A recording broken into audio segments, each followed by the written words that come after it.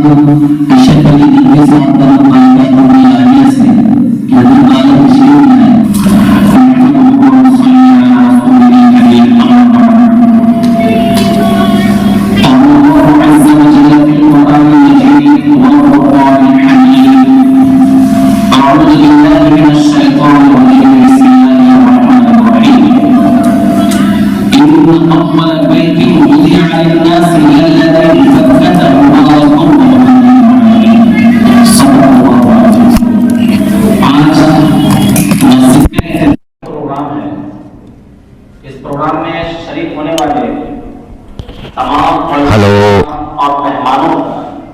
میزبان کی حیثیت سے میں استقبال کرتا ہوں، خیر مقدم کرتا ہوں۔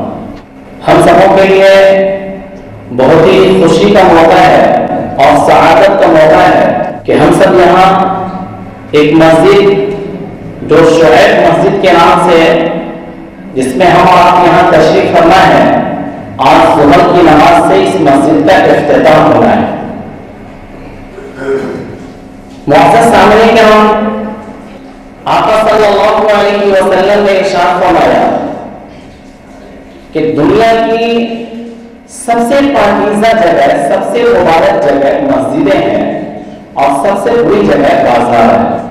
تو دنیا کی سب سے پاکیزہ، سب سے مقدس جگہوں پہ ہم آپ یہاں تشریف فرما ہیں۔ یہ تو ہمارے علاقے میں کئی مسجدیں ہیں۔ قبل اس کے کہ میں اپنے موضوع پہ آؤں، میں بتلا دینا سمجھتا ہوں کہ جو ہمارا علاقہ ہے رچکھا سے لے کر کے بلاور پور تک تقریباً 20-25 ہزار مسلمانوں کی آبادی والا علاقہ ہے۔ اس علاقے میں مسلمان اکثریت میں ہے اور اسی کے ساتھ ساتھ الحمدللہ یہاں مسجدوں کی اتنی تعداد اچھی خاصی ہے۔ معزز سامعین کرام، آپ نے نبیوں کے واقعات کو پڑھا ہوگا کہ اللہ رب العزت نے نبیوں کو، رسولوں کو جو اس دنیا میں بھیجا، جو جس زمانے میں بھیجا تو اس کے حالات کیسے تھے۔ یعنی انسانیت جب بالکل تباہی کے دہانے پہ پہنچ جاتی تھی، ایسا لگتا تھا کہ اب دنیا کا خاتمہ ہو جائے گا، امید کی کوئی کرن نظر نہیں آتی تھی۔ لوگ بت پرستی میں، رسم و رواج کے اندر جب پوری طرح گر جاتے تھے، ایسا لگتا تھا کہ انسانیت اور پوری دنیا کا خاتمہ ہو جائے گا۔ اللہ رب العزت انسانیت پہ ترس کھاتے ہوئے اپنے کسی نہ کسی نبی اور پیغمبر کو اس دنیا میں بھیجتے اور پھر وہ دین کا کام کرتے، لوگوں کو اللہ کی طرف بلاتے اور پورا ماحول ایک اچھا ماحول بن جاتا، زندگانہ ماحول بن جاتا۔ معزز سامعین کرام، جس علاقے میں جہاں بھی نبیوں کی ضرورت ہوئی، اللہ رب العزت نے اپنے برگزیدہ بندے نبیوں کو بھیجا، لیکن نبیوں کے آنے کا سلسلہ آقا صلی اللہ علیہ وسلم کے ساتھ ہی ختم ہو گیا۔ اس کے بعد سے اللہ رب العزت جس علاقے کے اوپر فضل کا معاملہ فرمانا چاہتے ہیں، خیر کا معاملہ فرمانا چاہتے ہیں، تو معزز سامعین کرام وہاں انبیاء کے وارثین کو بھیجتے ہیں۔ انبیاء کے وارثین علماء کرام ہیں۔ لاک ڈاؤن کا جو زمانہ شروع ہوا، جس میں ہر آدمی پریشان ہو گیا، بڑے سے بڑے ادارے پریشانی میں آ گئے، بہت سارے اسکول، کالج، بہت سارے ادارے بند ہو گئے۔ اللہ رب العزت نے ہمارے علاقے میں خاص اسی موقع سے فضل کا معاملہ فرمایا کہ اس لاک ڈاؤن کے زمانے میں اللہ رب العزت نے ہمارے علاقے کو محدود طیبات کے نام سے ایک بہترین لڑکیوں کا مدرسہ ہمارے علاقے کو ملا۔ اس پہ ہمارا جتنا بھی اللہ رب العزت کا شکر ادا کرے وہ کم ہے۔ اور یوں تو ہر جگہ مکاتب ہے، لیکن یہ ایک مدرسہ ہے اور مدرسے کے بانی و ناظم مفتی آفتاب عالم حاضی صاحب ایک باصلاحیت عالم دین ہونے کے ساتھ ساتھ تعلیم کے میدان میں اچھا خاصا تجربہ رکھتے ہیں۔ اور انڈیا مسلم پرسنل لا بورڈ کے صدر مولانا خالد سیف اللہ رحمانی صاحب کے خاص شاگردوں میں ہونے کے ساتھ ساتھ آپ وہاں کافی دنوں تک رہ کر کے آپ ان کی تربیت میں رہیں، آپ کو کام کا اچھا خاصا تجربہ ہوگا۔ پھر آپ نے اپنے کام کے لیے دربھنگا شہر کے میدان کو چنا. جب آپ اس علاقے میں دربھنگا شہر میں تقریباً 7-8 سال تک آپ نے کام کیا تو آپ نے اس شہر کو اچھی طرح سمجھ لیا, علاقے کو اچھی طرح سمجھ لیا. ہمارے علاقے کی خوش نصیبی یہ ہے کہ اس علاقے میں رہتے ہوئے, کام کرتے ہوئے, علاقے کی نوعیت کو سمجھتے ہوئے معزز سامعین کرام ایک تجربے کار, ماہر, جید عالم دین کو اللہ رب العزت نے اس علاقے میں بھیجا. یہ اللہ رب العزت کا بہت بڑا فضل و کرم ہے. اسی کے ساتھ ساتھ میں علاقے کے تمامی حضرات سے میں گزارش کر رہا ہوں کہ اللہ کی جو نعمتیں ہیں ان کا ہم شکر ادا کریں.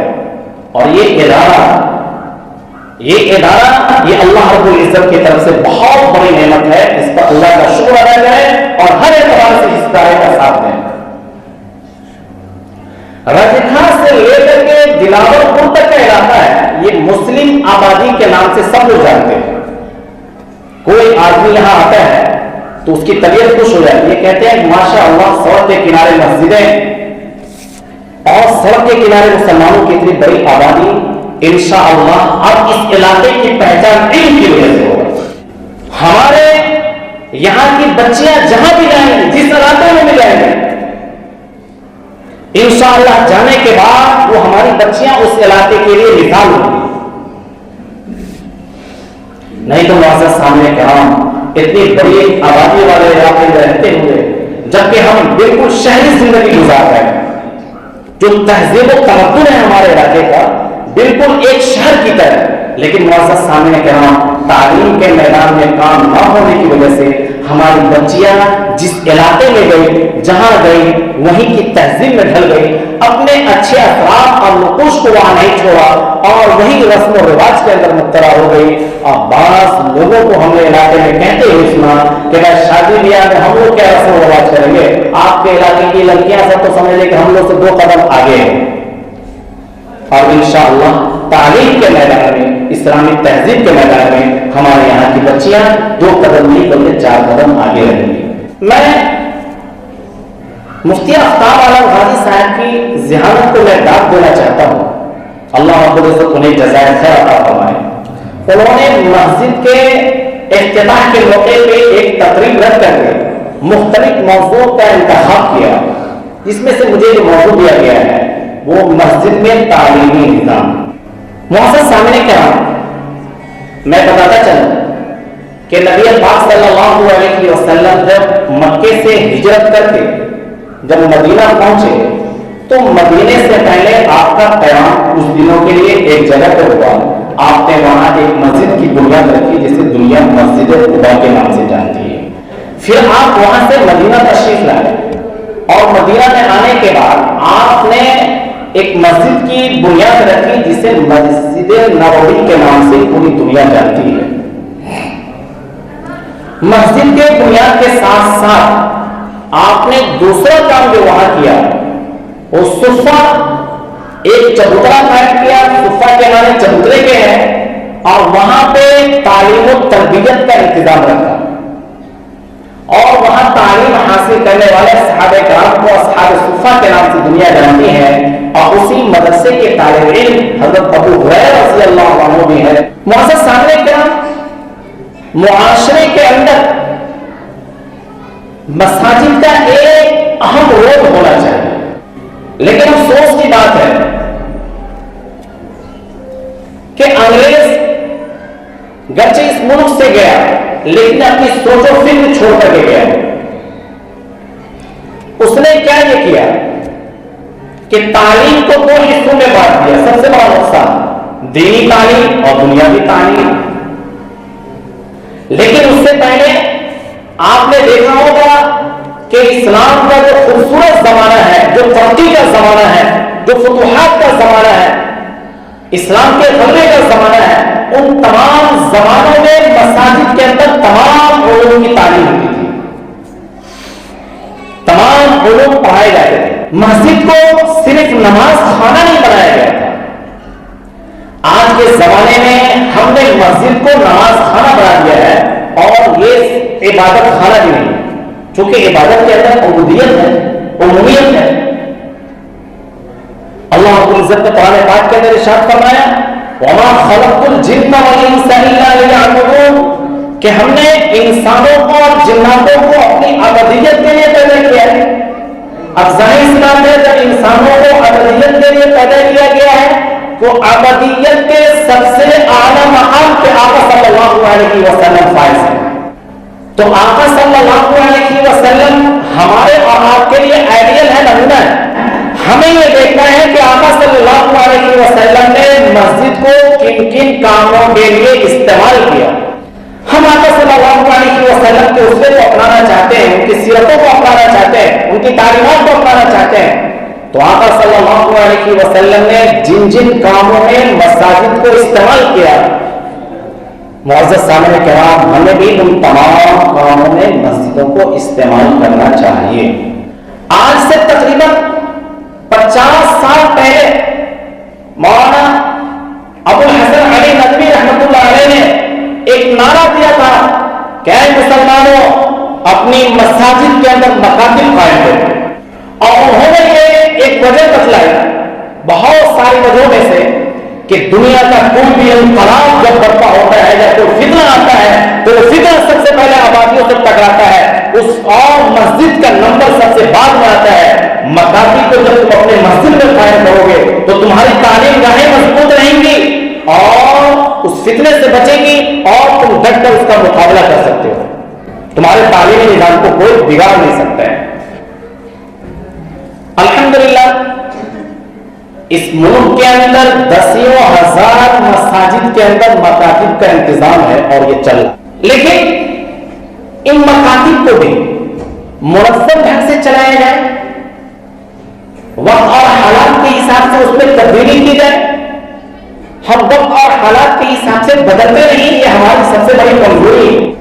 جبکہ اس ملک کے اندر ہزاروں کی تعداد میں مکاتب ہے جس میں سے کچھ ہی مکاتب ایسے ہیں جو بالکل ایک سلیبس ہوتا ہے, پورا سسٹم ہوتا ہے, اور وہ مکاتب جو ہے زیادہ تر گجرات کے علاقے میں ہے جو بالکل منظم ڈھنگ سے چلا رہے ہیں. ورنہ اکثر مسجدوں کا معاملہ یہ ہے کہ جو امام صاحب ہے اور مکتب کا معاملہ یہ ہے کہ صرف قرآن کی تعلیم یا تھوڑا بہت اردو پڑھا دیا گیا ہے بس اتنا ہی کرتے ہیں. شیطان ہمیں سب سے پہلے عبادت سے دور نہیں کرتا ہے. شیطان عبادت سے پہلے ہمیں آپ کو تہذیب سے دور کرتا ہے. جب ہم سب سے پہلے اپنی تہذیب کو چھوڑ دیں گے تو عبادت سے دور کرنا شیطان کے لیے بالکل آسان.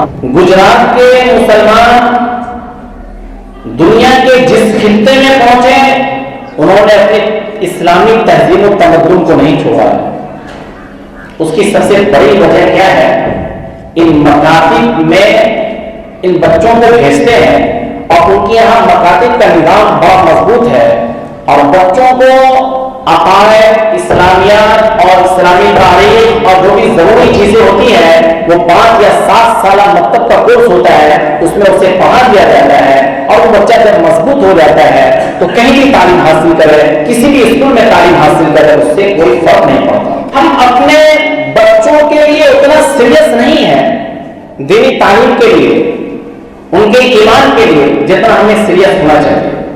حضرت یعقوب علیہ السلام کا واقعہ میں سنانا چاہوں گا.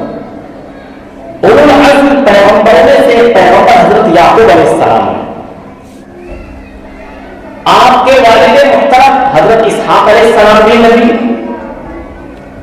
آپ کے چچا حضرت اسماعیل علیہ السلام بھی نبی, آپ کے دادا حضرت ابراہیم علیہ السلام بھی نبی, اور آپ کے صاحبزادے حضرت یوسف علیہ السلام بھی نبی. 3 پیڑھیوں کے اندر نبوت چل رہی ہے. تو آپ بتائیے کہ حضرت یعقوب علیہ السلام کے گھر کا ماحول کتنا دیندارانہ ہوگا. انسان کبھی تصور کر سکتا ہے کہ ان کے گھر میں شرک و بدعت آ جائے, کوئی خرافات آ جائے, لیکن معزز سامعین کرام حضرت یعقوب علیہ السلام کی جب موت کا وقت آتا ہے تو یعقوب علیہ السلام اپنے تمام صاحبزادوں کو بلا کر کے کہتے ہیں ما تعبدون من بعدی, کہ میرے بعد تم کس کی عبادت کرو گے. اللہ, ان لڑکوں نے کہا قالوا نعبد الہک و الہ آبائک ابراہیم و اسماعیل و اسحاق الہ واحدا ونحن له مسلمون. ان لوگوں نے کہا کہ میرے والد محترم ہم آپ کے رب کی اور آپ کے آباء و اجداد حضرت ابراہیم علیہ السلام اسحاق علیہ السلام کے رب کی عبادت کریں گے اور ہم ایک اللہ کی عبادت کریں گے اور ہم اس کے فرما بردار ہو کر کے زندگی گزاریں گے. ایک نبی اپنے بچوں کے سلسلے میں کس طرح فکر مند ہے, اپنے نسلوں کے سلسلے میں کس طرح فکر مند ہے. وہ کہہ رہے کہ میری بات تم کس کی عبادت کرو گے, میرے بعد تم کس راستے پہ چلو گے. معزز سامنے کہا ہمیں اور آپ کو بھی چاہیے کہ اپنی نسلوں کو فکر کریں, میرے بعد میری نسلوں کو کیا حال ہونے والا ہے. معزز سامنے کہا اس کے بارے میں ہم نہیں سوچتے ہیں. آنے والا وقت اس ملک کے اندر چیلنجوں سے بھرا ہوا ہے. وقت اور حالات کے حساب سے ہم اپنے بچوں کو جب تیار نہیں رکھیں گے, معزز سامنے کرام ہمارا نام و نشان اس ملک سے مٹ جائے گا. ہمیں بہت ساری نعمتیں اس ملک کے اندر دی گئی, بہت ساری آزادی ہمیں ملی, ہم نے اس آزادی کا صحیح فائدہ حاصل نہیں کیا اور لگتا ہے کہ وہ چیزیں آپ آہستہ آہستہ ہم سے چھینتی جا رہی ہیں. اساتذہ کو لے لیجیے, مکاتب کو لے لیجیے, مدارس کو لے لیجیے, اس کے سلسلے میں کیسی کیسی آوازیں اٹھ رہی ہیں. کیوں آوازیں اٹھ رہی ہیں؟ ہم جس ملک کے اندر رہتے ہیں اس ملک کے اندر تمام مذاہب کے لوگ رہتے ہیں, بہت سارے مذاہب کے ماننے والے ہیں. ہمارے مدارس, مساجد یا مکاتب کا کردار دوسرے مذاہب کے لیے کیا ہے؟ ہم نے مسجدوں کو صرف اور صرف نماز خانہ بنا لیا ہے اور جو چیزیں ہمیں کرنی چاہیے ہم خود نہیں کر پا رہے ہیں. دوسروں کے لیے اپنی مسجد کو, دوسرے مذاہب کے لیے مسجد کو ہم آئیڈیل اور نمونہ کیسے بنا سکتے ہیں؟ میں ایک مثال دیتا چلوں. جب 9/11 کا واقعہ ہوا, یورپی ممالک کے اندر یا امریکہ کے اندر بہت ساری مساجدوں پہ حملہ شروع ہو گیا, بہت ساری مسجدوں پہ, تو آسٹریلیا میں بھی ایسے ہی ہوا. تو سڈنی میں جامع مسجد تھی مین ٹاؤن میں, وہاں کے مسلمانوں نے مسجد کی تمام دیواروں کو گرا کر کے سب طرف شیشہ لگا دیا تاکہ دنیا دیکھے کہ اس میں ہم کیا کر رہے ہیں. دنیا نہیں جانتی کہ اس میں کر کیا رہے ہیں. انہوں نے لائبریری کا انتظام رکھا ہوا اور جب لوگ آتے جاتے ہوئے دیکھ رہے ہیں کہ اٹھ رہے ہیں, بیٹھ رہے ہیں, سجدہ کر رہے ہیں, کھڑے ہوئے ہیں, آخر یہ کیا کر رہے ہیں, تو اس کے اندر ایک جستجو پیدا ہوتا ہے, تو ایک کیا کہتے ہیں جستجو پیدا ہوتا ہے کہ کر کیا رہے ہیں. تو پھر ان کے بیٹھنے کا وہاں انتظام, اور پھر کیا کہتے ہیں وہاں جا کر کے لوگ دیکھ رہے ہیں تو کافی متاثر ہو رہے ہیں اور وہ مسجد لوگوں کے اسلام قبول کرنے کا ذریعہ بن گئی. مسجد کا جو کردار ہونا چاہیے اس کردار کو ہم ادا کریں. معزز سامنے کرام آپ دیکھ لیجیے کہ اس ملک میں کے اندر جن جن چیزوں میں ہمیں آزادی حاصل ہے اس کا صحیح استعمال نہیں کیا تو وہ چیزیں چھینتی جا رہی. جس میں سے ایک سرکاری مدارس ہے. وقت کا معاملہ بھی پیچیدہ ہوتا چلا جا رہا ہے. وقت رہتے ہوئے مسجد کا جو ہمارے معاشرے میں کردار ہونا چاہیے اس کردار کو ہم باقی رکھیں اور تعلیم کا انتظام کریں. جو لوگ تعلیم کے میدان سے جڑے ہوئے ہیں اور کام کرنا چاہتے ہیں ان کے لیے سب سے بڑا مسئلہ یہ ہے کہ عمارت کا مسئلہ. ظاہر سی بات ہے کہیں عمارت کا انتظام کرے, زمین کا انتظام کرے تو لاکھوں روپے خرچہ کام نہیں کر سکتا ہے. مسجد کے شہر میں ہمارے پاس ایک بہترین عمارت ہے.